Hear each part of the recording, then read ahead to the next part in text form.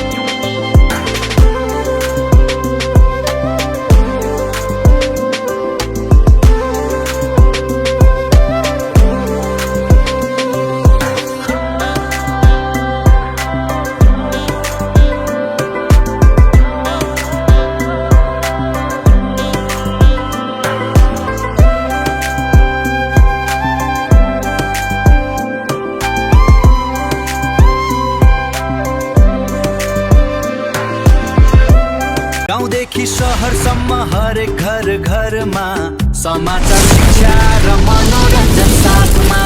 पहिचान हाम्रो गौरव, गोतामको टिभी सधैँ तपाईको साथ।